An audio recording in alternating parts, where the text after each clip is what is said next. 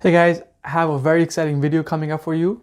In this video, I'm going to explain to you guys strategies that I use that help me save about $10,000 per year. So in this video, if it's a new year for you and you want to make it realistic for you to save about 10,000, in this video, I'm going to show you exactly how to get that done. So you might have tried in the before to save money, and maybe you've tried different strategies and it hasn't worked. In this video, I'm going to show you the steps you need to take to make sure this year it finally happens. So if you guys stayed till the end, I actually have a special gift for you. So let's get started. Okay, so the thing about saving, I realized that first thing you need to do is you need to make sure to remove the emotional part from saving. So you can save money logically and you can do it emotionally. And the best way to save money is you have to remove the emotional side. So many times when we see a promotion, we get emotional. Hey, it's limited, it's on a discount, and you pull out your card and you make the payment, right? I mean, it's so easy just to make a payment with your credit card, but we want to avoid that at all costs. So the first thing you need to do is you need to have a mindset that you're only making purchases in a logical state. You're not making purchases in an emotional state, okay?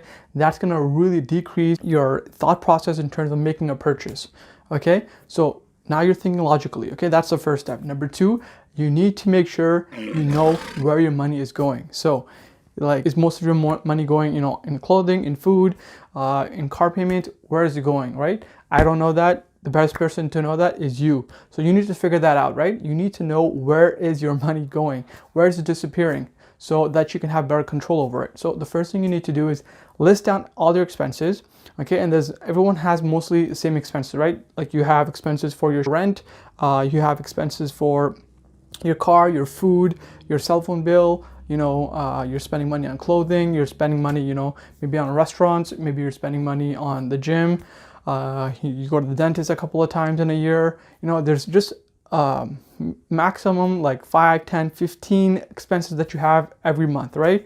And so what you need to do is you need to tabulate every single one, okay, and make it very simple, right? Just an approximation. Let's say your rent is like $1,000, your food is like $500 a month, your car payments are another $500, right? So you just add up your payments like this and calculate how much you're spending per month.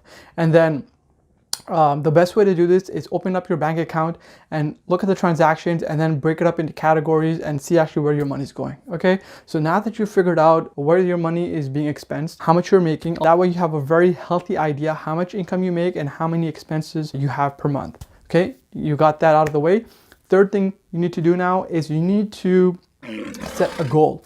Based on your income, how much realistically can you actually save? You don't want to feel that you're depriving yourself by not eating healthy, because that's not obviously very good. From the income that you got and the expenses that you have, if you pay them off, you'll be able to figure out how much it's left over that you can contribute to saving, right? How much money do you actually need to save per month to be able to save $10,000 per year? Let's calculate that together. Okay, so let's say $10,000, okay, divided by 12 months. So you need to save about $833 per month. So if you saved $833 per month for the entire year, at the end you would have $10,000 saved in your bank account that you can use, for investing or anything else that you need it for. Let's say your goal is to save about $850. Now let's talk about how to reduce your expenses so that you can contribute more towards saving. So what are the five areas where you can reduce your income? Okay, let's talk about rent.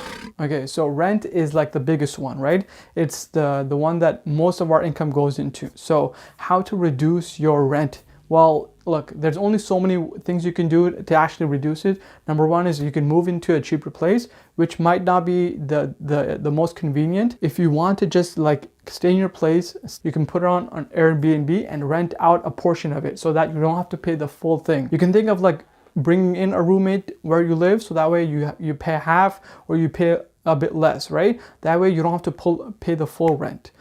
So that's one way to help reduce your rent. Okay, that's the first area. Number two, we're going to talk about clothing. So the best thing that I do to reduce my expenses on clothing is I stop buying clothing. Like in the beginning of the season, I'll purchase, like I'll buy a couple of shirts, buy a couple of pants, buy a jacket, and I'll use it for like a couple of years. So I don't really spend a lot of money on clothing. I had the bad habit of spending every weekend money on clothing. And what I used to do is I used to go to the shopping center every weekend and I want to just buy something. It was a fun activity. Go in the shopping center, you know, a new area, you go purchase something. It's like an experience, right? Well, I stopped doing that. I told myself, look, I have enough shirts. I don't need to buy anything else more. So whatever shirts I had, I just kept, and I stopped spending money on clothing. So buy a couple of shirts, buy a couple of pants, you know, buy clothing that you can wear more often so that you don't have to keep purchasing. Okay, so that would be clothing. Okay, so that's the second thing we can reduce. Number 3, your cell phone bill, right? So let's say you're with a certain cell phone company and you've been with them for like 2 years or 3 years, and you know you're getting charged the same amount. What I suggest you to do is call them up and ask them to negotiate your bill and try to reduce it, right? Like if you're paying, you know, a certain amount and you're not even using the full coverage of your phone, like you're not using all the data, you know, there's no point of paying for stuff that you're not even using. Plus, like, compare with other companies and like try to find better deals. Like if there's another company, you know, that's offering a better promotion, ask your company if they can match, and if they're willing to, you know, that will be obviously help you reduce your bills. If they're not willing to match, hey, just think of like, is it better for you to actually stay with your company, or actually is it better for you to switch to another competitor that's offering more with a less price? So that's an option, right? So cell phone, you know, you can reduce your bill for your cell phone. The next thing you need to look at is food, right? So a lot of the times, you know, we like to go out, you know, we like to have an experience. It's just fun, you know, you meet with your friends and you're just eating out, right? The food's prepared for you. So it's an experience, right?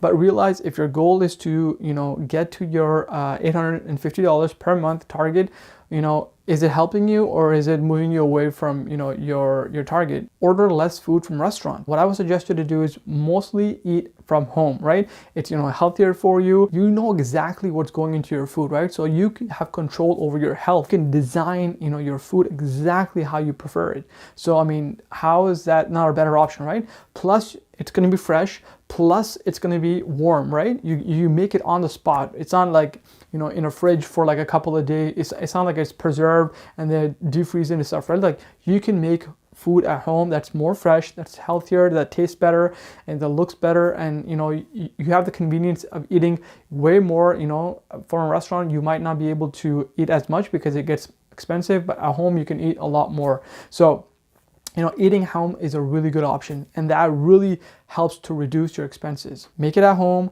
eat it, enjoy it, and save money. The 5th thing I can suggest you to do to reduce your expenses is working out at home, is canceling your gym membership. So, you know, many times, you know, we pay for gym memberships, but we don't even go every week. You know, if you're paying about $300 a year, it might not seem like it's a lot, you know, per month. If it's about like, you know, $25 a month or $20 or $30, it doesn't seem like a lot, right? When I say to cancel your gym membership, I don't mean to stop working out. So instead of working out at the gym, work out at home, right? There's plenty of exercises that you can find on YouTube of people doing home workouts, and they're very healthy. They can give you valuable tips how to exercise at home, right? So if you want to stay healthy, you know, and save money, you know, working out at home is a very good option.